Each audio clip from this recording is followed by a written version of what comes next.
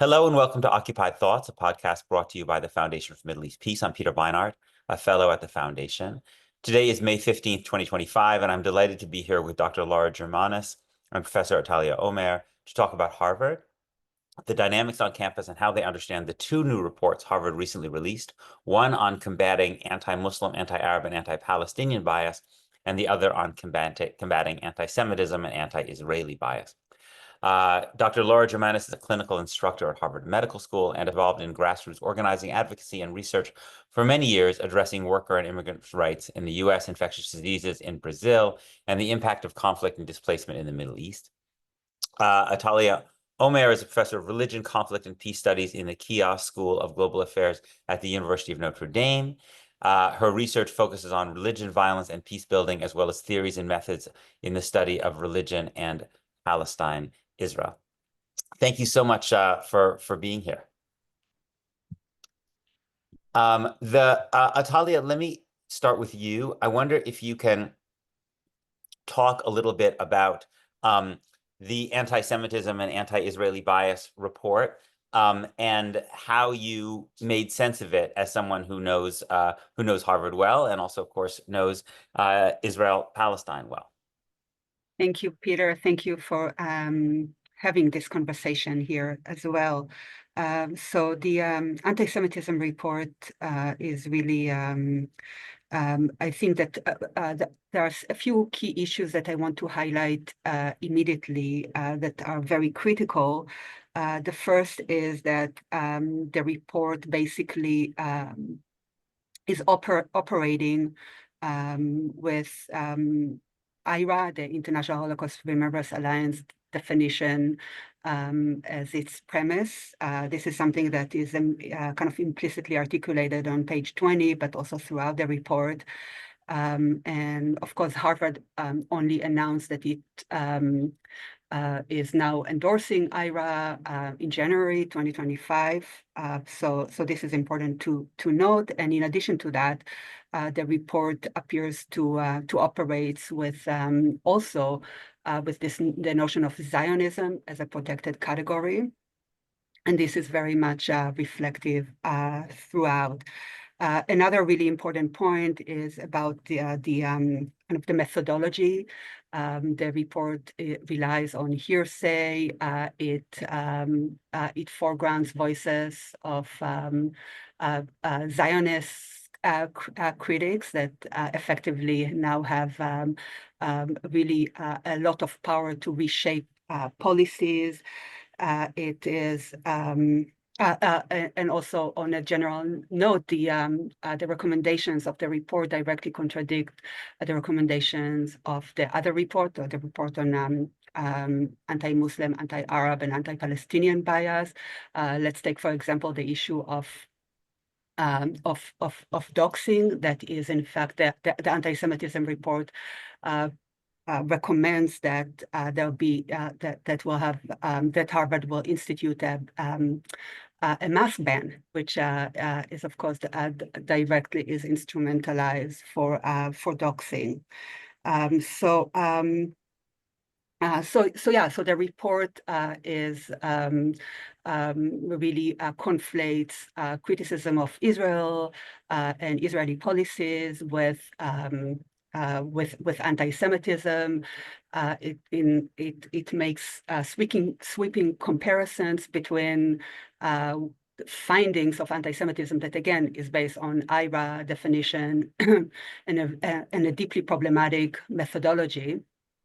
They make comparisons between the landscape at Harvard around October 7th and before October 7th and ongoing to Harvard in the 1920s and the kind of anti-Semitism that was reflected at that time. This is a deeply problematic argument to make that is not supported with evidence. I can also say that there are some issues that are directly affecting my own involvement, specifically with Harvard Divinity School, the Religion, Conflict, and Peace Initiative that is within the program of Religion and Public Life, where in particular, a course that I've been really centrally involved with. It's a learning in context course in Palestine, Israel. There is a learning in context aspect of the course that involves taking students to the region. But in addition to this, we also have a syllabus that engages with multiple voices and so forth. So this particular course is criticized and delegitimized in the report for example, only introducing students for failing to introduce students to diversity of voices, which is really not supported with the evidence. I'll be happy to talk more about that. Also, that reflects on the methodology that, as someone who was centrally involved in shaping the curriculum for this particular program that is highlighted in the report, I was never contacted by the authors of the report. So maybe I'll stop here. These are some initial points that I want to put on the table. Thanks. Lara, I wanted to ask you about the other report that was done, the report on anti-Muslim, anti-Arab, and anti-Palestinian bias. And I wonder if you can talk about your analysis of that report, which was issued at the same time. Mm-hmm.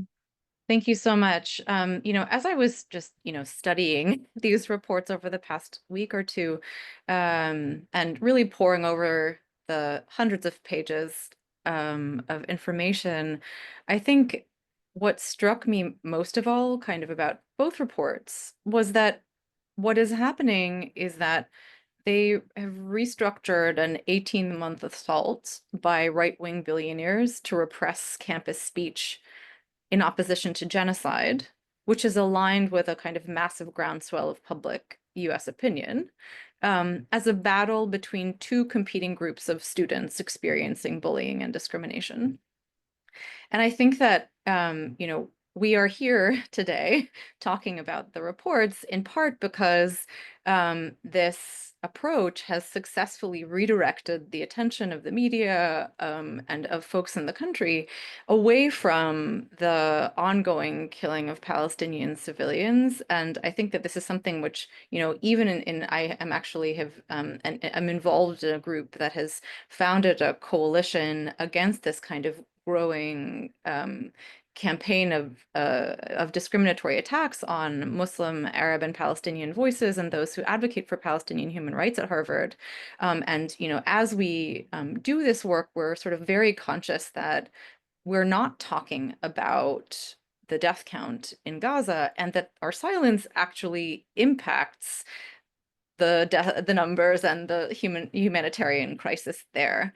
And I think that has just been a really kind of grounding thing to notice, as Israel and its allies also kind of announced that they were going to launch this PR campaign, to make campuses "quote unquote" safe from anti-Semitism. And so, unfortunately, that is aligned with quashing critique of Israel. And so that's kind of the sort of big picture in which I'd ground my comments.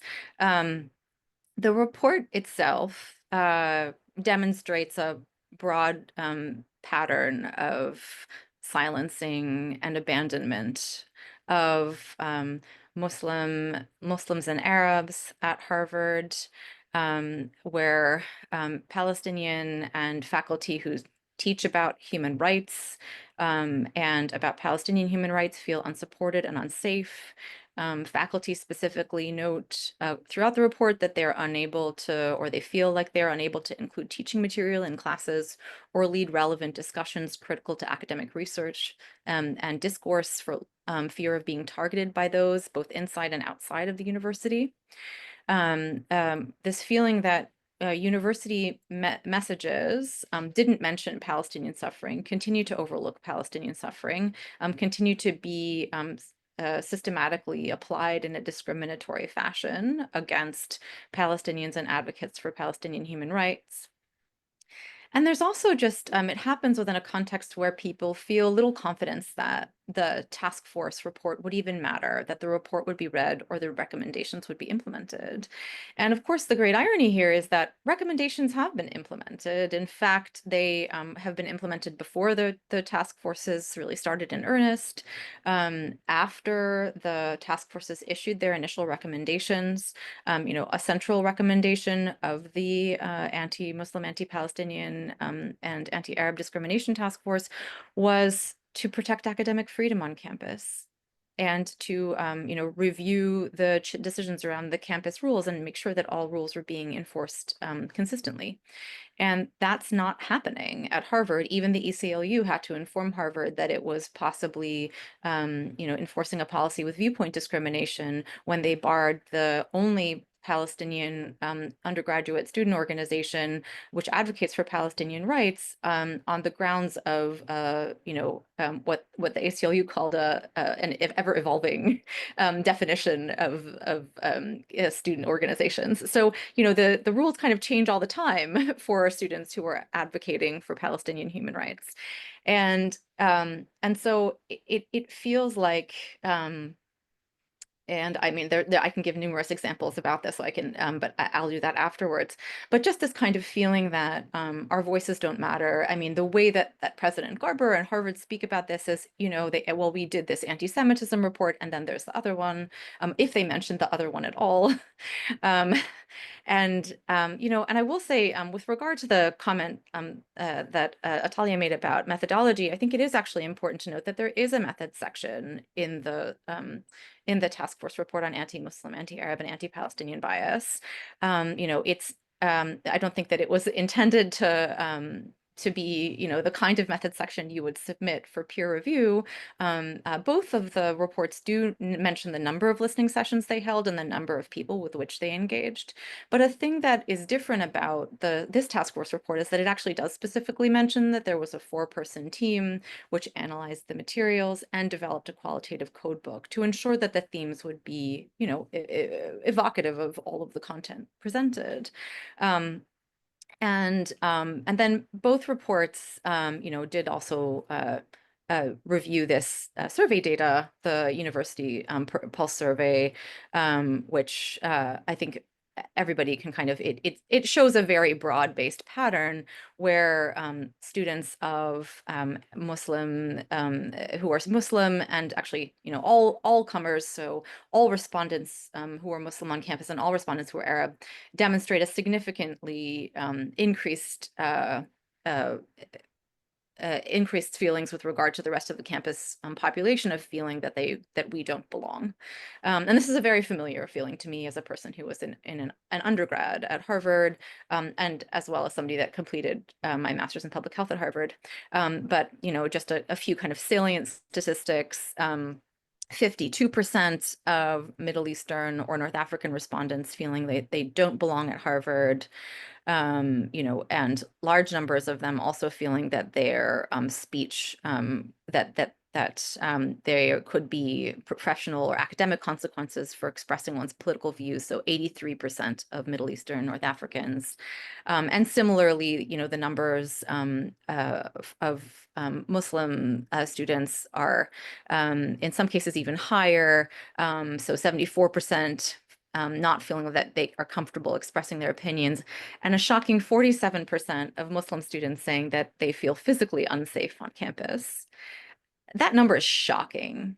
It's really, we should all be shocked that President Garber didn't get up and say, parents of Muslim students, we are here, we're watching this, and we are going to make sure that we create a campus climate where your children feel safe. I mean, this is shocking. And I think I'll just stop right there. Atalia, I wanted to just stick a little bit on this question of methodology. So what was the methodology that was used in the anti-Semitism report? And as a social scientist, what would be the method? How does it align with the methodology that you would like to see in when one is kind of doing interviews, gathering information about people's experiences, and then making claims about those experiences? Yeah, first I want to say that I want to affirm everything that Lara just said, and I really do want to underscore the fact that it's shocking that we didn't hear from President Garber anything with any kind of urgency in response to the anti-Muslim, anti-Arab, and anti-Palestinian bias report. Yes, with respect to the methodology that was employed for the anti-Semitism report, yes, the authors claim that they conducted listening sessions and that they spoke to some people. Often you have kind of vague language about speaking to some or seeing some social media posts that become kind of evidence that is put forward. There is certainly hearsay and also cherry picking from the very robust kind of, so I'm speaking again specifically in reference to one of the units at the university that was targeted, and this is the Religion, Conflict, and Peace Initiative within the Religion Public Life at the Harvard Divinity School, because the main case study that this unit is focused on in order to explore themes, to explore the question of how religion connects to various forms of violence and how a robust analysis of that relationship can then inform thinking constructively and generatively about justice-oriented peace-building process and how religion would connect to those kind of processes. From this perspective, they went and looked very selectively through this selective methodology and selective quoting at the different programs that we put forward, because as I mentioned earlier, we had the course, the Learning in Context course, is at the heart of the program. The name of the title of the course is Narratives in the Plural of Belonging and Displacement, centering questions of justice and ethics in articulating the syllabus, in writing the syllabus, and in framing the itineraries on the ground and various other programs that connected to the course. But in addition to this, we had many programs, because the life of the program was brief, only 5 years, and it coincided with COVID. A lot of it is in a form of webinar, so there is a lot of online presence. So they cherry-picked quotes from one event to another without even attributing. For instance, like one webinar that was foregrounded was a webinar that focused, in fact, on my book that was published with the University of Chicago Press in 2019 called Days of Awe, Reimagining Jewishness in Solidarity with Palestinians. That is an ethnography working with American Jews who are going through a process of unlearning and rethinking and reimagining what it means to be Jewish as they are confronted directly with the realities of Palestinians. And this was kind of like a book event, and there were 2 other participants in this event. Professor Sarah Roy, who is based at Harvard, a researcher in Palestinian studies, a Jewish scholar, daughter of Holocaust survivors, and Rabbi Brent Rosen, and they both reflected in different ways about the book. And so this webinar is produced as evidence without actually discussing the fact that, all 3 of us were Jewish, and that actually, this is a pattern that repeated itself throughout the various kind of cherry picking of, presumed, proof or evidence for anti-Israel bias. Again, conflating and collapsing any kind of criticism or critical engagement with Israel, with Israeli policies, and with Zionism, with anti-Semitism. So this is one example. Another example was another webinar that is put forward as evidence for anti-Israel and anti-Semitism in the report is another webinar that I actually just moderated. It was around the time of Yom Ha'atzmaut, or Independence Day, where it also involved basically 3 Jewish interlocutors, one who is thinking how to reshift and kind of rewrite American Jewish liturgy that does kind of that does incorporate prayers for the army, for the Israeli army, and the flag, the Israeli flag on the bima and so forth. And another scholar who has a different approach to what you can do with the tradition and rewriting prayers and so forth.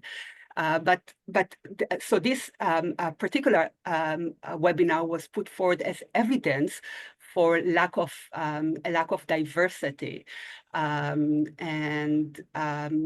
which here's and not to, so you have that and foregrounding of this kind of events that of course also completely delegitimize and is also quite slanderous as well, but completely delegitimize Jewish voices who don't fall into a particular script. At the same time, the report doesn't include any kind of a robust analysis of the fact that as part of our programming in this particular unit, we had so many events on and other kind of output and investment in, for instance, asking, having panels and so forth on what is anti-Semitism and the politics of defining anti-Semitism, for instance, around the time of when the JDA, when the Jerusalem Declaration on Anti-Semitism was released. This is in a sense a little bit ironic since, as I mentioned before, the very kind of underpinning this report, there is an implicit basically acceptance of IRA. So very, very selective editing and cherry picking, hearsay. You know, this is not a robust methodology. I also want to highlight the fact that the report in the introduction, and also it appears in later pages, make a reference specifically to an article that academic article that talks about the pedagogy of the course in the Religion, Conflict and Peace Initiative, the course that I mentioned. So they provide a link to the article that was published in a new journal called Palestine-Israel Review, that in its conceptualization, the very framing of the journal, it wants to de-silo and disrupt the siloing of Palestine studies and Israel studies, while centering questions of power, settler colonialism, and so forth. So I'm the main author of this article, but it's together with my colleagues who were a part of this program. So they take. So they quote from this article, and I'll just give this example. They quote, so in the article, we talk about the experience of the students as they reported. And by the way, those students were not approached by the authors of the report, which speaks back to the issue of the hearsay, the selectivity, the selection bias. So what they quote on page 9 is, Jewish American students on the trip became overwhelmed with their sorrow at how the Jewish tradition has become indistinct from a settler colonial nation state project. They aspire to extricate themselves from such a conflation, which implicates them in atrocities. So this is where the quote ends. The report described this particular analysis that I write in this article together with my colleagues. So they understand this as a form of, as if we are ascribing a form of hereditary and collective guilt to the students. But the report, in referencing this, omits the very next sentence in the article, which reveals the point of this anecdote.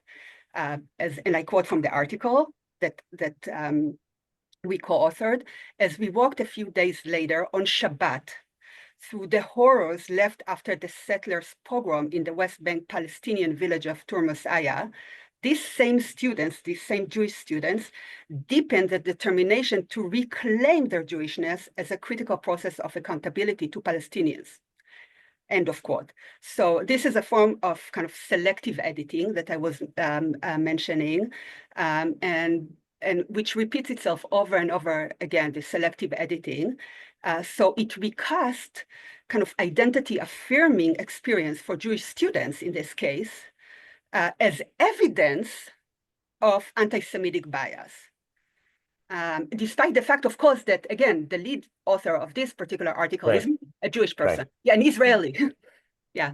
Yeah, I mean, I think so much in this Harvard report and other points that if these reports spoke most honestly, they would basically say something along the lines of, we think that there is a significant anti-Semitism problem among the Jews on the campus, right? Because so often the people who are actually be accused of being involved in anti-Semitic or anti-Israel are themselves Jewish, right? But you can't say that because it starts to make nonsense of the whole thing. Lara, did you want to jump in, or I could? Love to, yes. I've just been sort of thinking, like, first of all, as someone who's also done qualitative research, that just the whole approach of qualitative research. I mean, when do we do qualitative research and why, right? It's when, and I'm speaking as a person who does it in the space of public health research, which I think people most often think about more quantitative methods. When we want to understand a question that we don't really know the answer to, and nor do we have a hypothesis for what our answer is going to be. We are sort of going in with an open mind, and the objective is to design series of questions, interview guides, focus group guides that are specific enough to get answers about a certain topic, and broad enough to make sure that the interviewers perceptions or bias are not excessively shaping or framing the analysis, so that you really allow the respondents to dictate what the report is going to look like. And we can sort of see this like entry of editorialization that Atalia is speaking about, and it really is kind of interfering with the entire spirit of the analysis. And the other thing is that there are certain things that you do in this kind of, and a lot of the kinds of sampling techniques in qualitative research are purposeful sampling. So, and the other thing is that we understand that when you do this kind of research, it's also not adequate to issue broad-based recommendations for populations, because we understand that our findings are not going to be statistically representative. That is not the intention of qualitative research. And so it's not even really appropriate to apply the findings of qualitative research to issue broad-based, population-based recommendations. So it's sort of the sort of development or design of these studies is not appropriate to the task of, they can inform the decisions that campus leaders may make, but they are not appropriate to determine them. And then the other thing is that, and I'll say, as somebody who did a qualitative research project in actually a really complicated setting in an urban slum in Beirut, where there are Assyrian refugees living together with Dom, who are the Middle Eastern Roma and are very excluded from Lebanese society, and then poor Lebanese and Palestinian refugees are also there. I went in to do a qualitative research project and kind of ask questions about a health intervention that would be useful. And in order to get meaningful responses and ensure that the participants were all participating fully, I had to do separate focus groups. And this is a very common thing that you do when you're doing qualitative research. So if you need to create safe spaces, and that also involves the interviewer making sure that they are able to create a safe space and offer relative assurances. And given all of the experiences of doxing on campus, I think there was like one of the themes in the report is about anti-Zionist Jewish voices, and I know, like, among some of my comrades and colleagues are anti-Zionist Jewish people who said that they attended some of those sessions and expressed trepidation about going into them and being not sure what they were going to be able to say or would feel safe saying. So, this intentional creation of a safe space, it would be appropriate to create a focus group for voices that, would self-select into one. And it would also be appropriate to, and so that's called stratified purposive sampling, ensuring that you have sufficient voices that feel comfortable, that come from a particular positionality, to be able to reach data saturation until you hear the same thing over and over. That's when you know you're done. You don't just stop when you want to.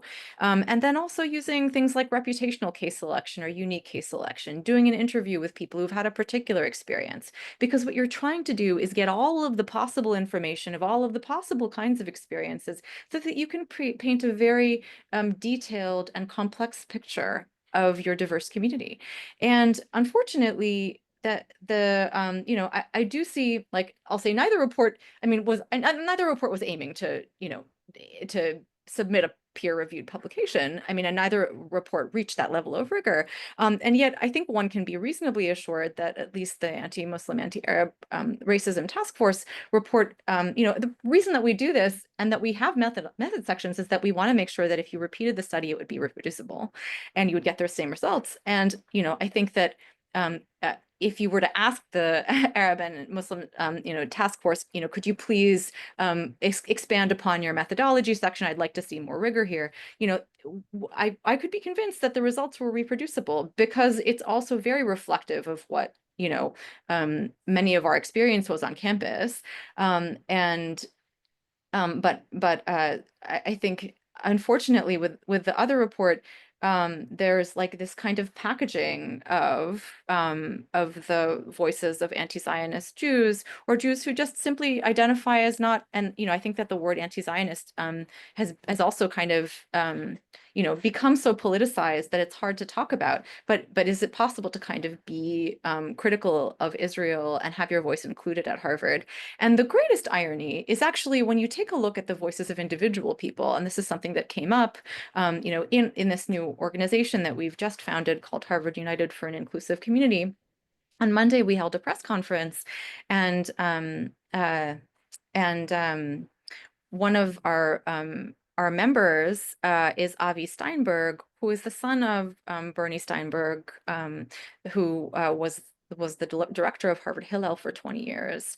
And he's, you know, and he's mentioned in the report, but he's mentioned in an event in 2000 when he was speaking in a demonstration and was memorializing the lives of fallen IDF soldiers.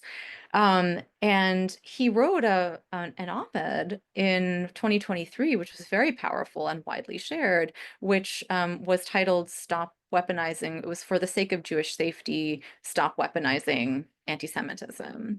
And so, you know, and it was very evocative. And the fact that that single person who was such a leader on campus had a complex relationship with the state of Israel and was able to complicate the word anti-Semitism in his own writing and his own work it's troubling that very relevant piece was omitted. And it makes one kind of wonder about the inclusion criteria for the report.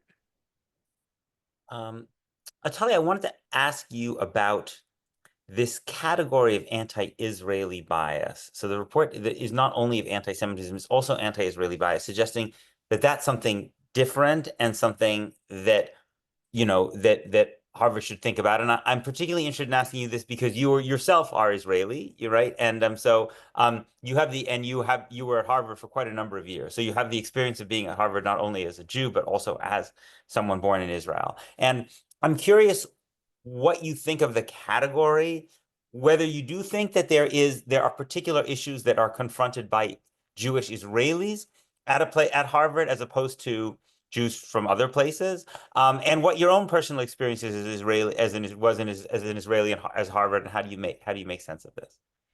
Yeah, thank you for this question. Yeah, and it goes also to the issue. Well, of course, very foundationally, the issue of conflating Jews with Israel, which we see it so troublingly reflected in everything that we've spoke about in reference to the anti-Semitism report. And also there is a dismissal with respect to the kind of programming and the curriculum and the courses that we've developed as part of the Religion, Conflict, and Peace Initiative.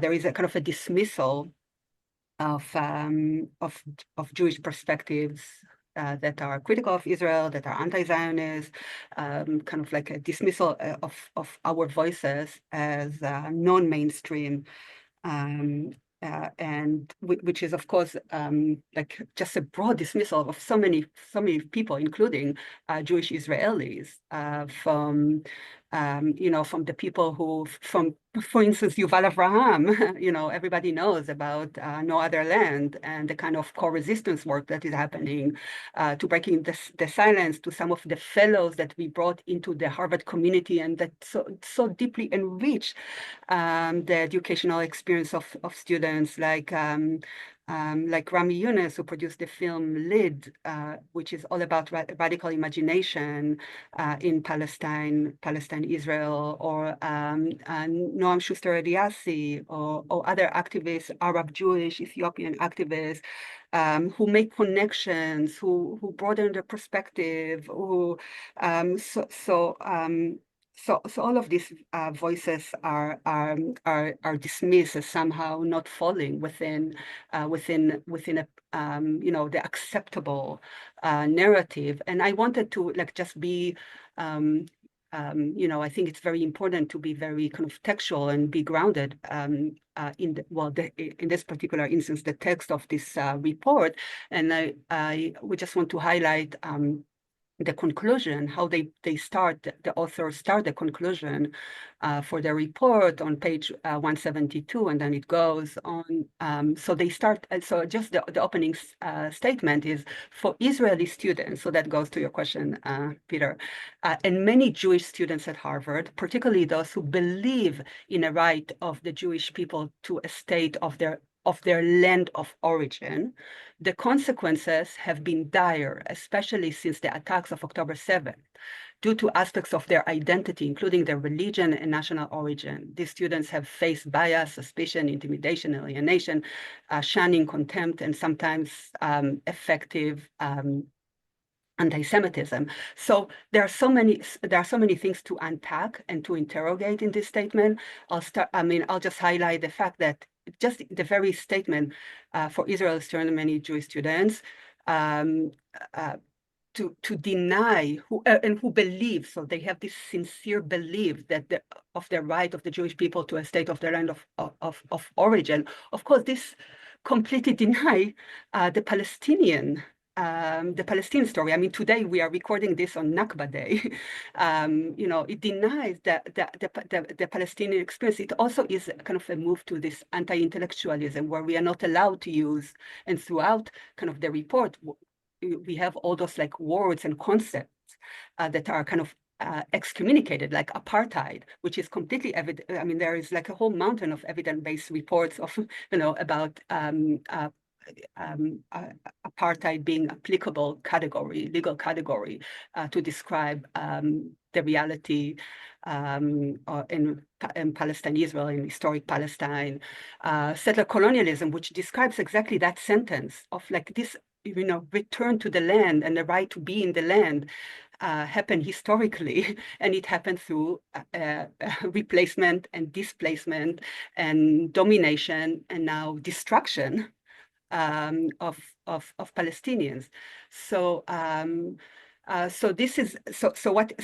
going back to your question, as a Jewish Israeli whose scholarship has been a lot of it on Palestine, Israel, and especially since, my degree, I also did my PhD at Harvard, master and PhD at Harvard in the study of religion, ethics, and politics. This is exactly what I studied, how a particular interpretation of Jewish history, the Jewish tradition, Jewish meaning has connected to the formation of political identities and political forms of violence. And I've always been motivated by questions of, this is why I ended up, in that space, academic space, always been interested in thinking constructively about change. But in order to think constructively, you have to have the analysis. And throughout my life at Harvard, as a student, and then now as part of this program, and by the way, I was the first person to be eliminated from this program already last year, being involved in this program, and then my colleagues and the whole program, the RCPI, was put on pause at the moment. So basically, effectively terminated before the reports were published. Very important. It connects to Lara's point as well earlier. And so there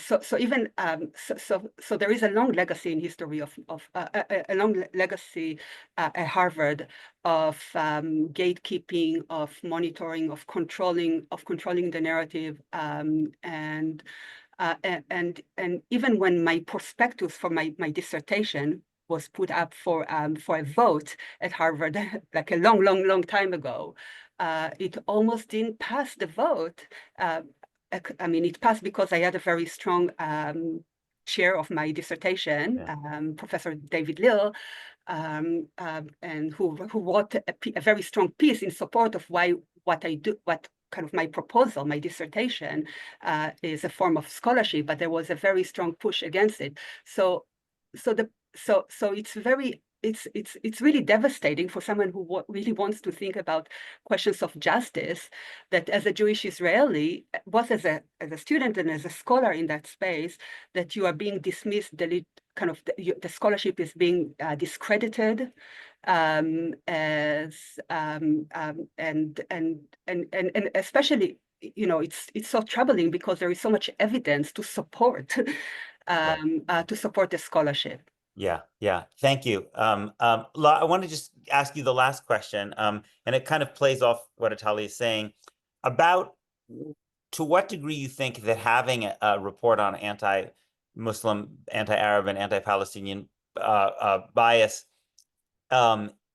is a good way of addressing the problems that we're seeing in the discourse about anti-Semitism, or the ways in which it actually simply it actually falls into some of the same potential traps. Because it seems to me, one of the things I think you said right at the beginning of our conversation is the way in which this whole subject is being described as basically a battle of identities, a question of people's identities, and when what Atalia seems to me to be saying is partly the way in which ideological disputes, political disputes between lots of different people, including between Jews, are basically framed through the language of an attack on Jewish identity. And obviously, many of the people who are also involved in this, in what's happening in Israel, Palestine, are neither Jewish nor Palestinian nor Arab nor Muslim, but people who, because they have a certain political, ideological, moral framework, get engaged in these questions. But that's all erased because it boiled down to a question of identity. Not to mention the fact that, as you implied, that these anti-Palestinian, anti-Arab, Muslim reports may not be implemented. It may just be kind of window dressing to create the appearance of kind of being fair. So I'm just curious, given the context in which this operates, do you think it's good to have these reports on anti-Muslim, anti-Arab, anti-Palestinian bias at all? And if we're going to have them, then what's the right way to think about them? Thank you. That's a great question. I mean, I think that the reports, that their existence indeed obfuscates the justice issue, which is why I refuse to use the word pro-Palestinian. I don't know what pro-Palestinian means. I'm pro-human rights. I think that everybody deserves equal rights. And that's not happening for Palestinians, period. I wish I could say that this is a distraction or a circus show, kind of that is taking our eyes off of what is really happening, which is probably 400,000 people, if not more, dead in Gaza, right? I mean, President Trump said we need to resettle 1.5 million Palestinians, right? There were 2.2 million. Does he know something we don't know? I just want us all to remember that. Did 700,000 Palestinians die? Does Trump know that? So that's number one. Number two is that it's very important to because we actually have all the information. Sometimes you don't know what is up the sleeves of the right-wing extremists who are actually kind of running this agenda. But they have actually been completely clear with us. President Trump issued an executive order called on February 6th called Eradicating Anti-Christian Bias.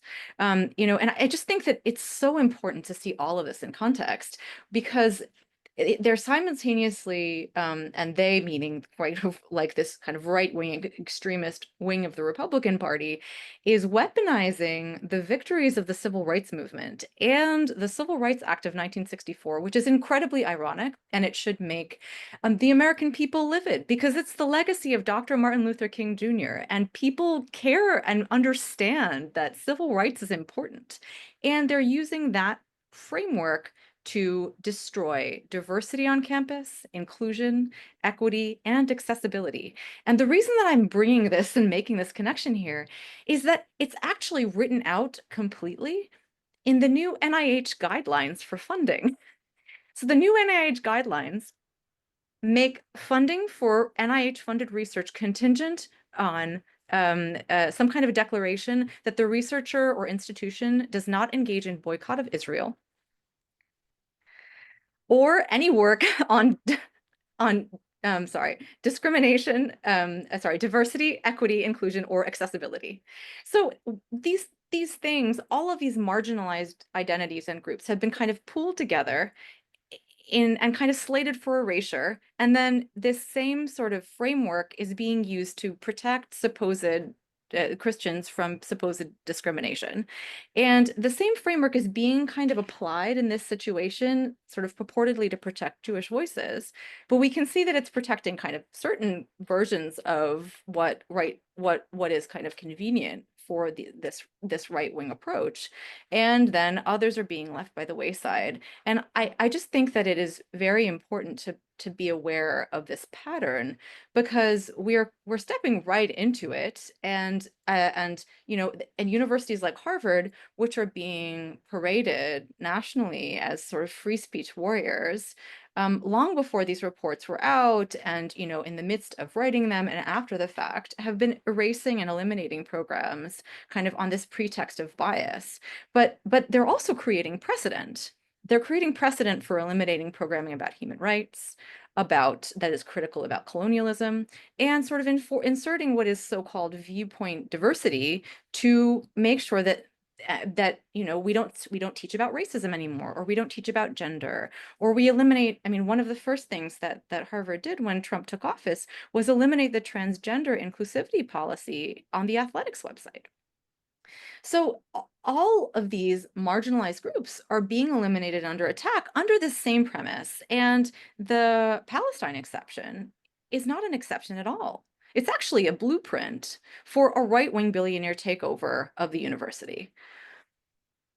Yeah, I want to. I think we should close in a minute. But Atalia, if you have a quick last word, I'll happy to give it to you. Yeah, I agree with everything Lara said. I just want to say to also highlight that what Lara just outlined is really captured very, very clearly in Project Esther, which, as many of us know, is kind of the addendum document that was produced by the Heritage Foundation that gave us Project 2025. And if you read Project Esther, you can see exactly how the anti-Semitism, or the kind of that really misconstrued understanding of anti-Semitism is used as a tool, as a weapon, in a broader assault against LGBTQI+, women, the DEI, and so it's very clear to have that analysis in place when people jump into that, the findings of especially the anti-Semitism report, and ignore the findings of the anti-Arab, anti-Muslim, and anti-Palestinian racism report. Thank you. Thank you so much, Lara and Atalia, for sharing your time and analysis today. And thank you to our listeners for tuning into this episode of Occupied Thoughts. Please make sure to check out the FMEP website, fmep.org, for resources related to this podcast and lots of other great content related to Palestine and Israel. And please make sure you're subscribed to this podcast to stay up to date. You can find us on iTunes, SoundCloud, or Spotify. You can also watch video versions of our podcast, including this one on YouTube. And with that, I'm Peter Beinart signing off until our next episode of FMEP's Occupied Thoughts.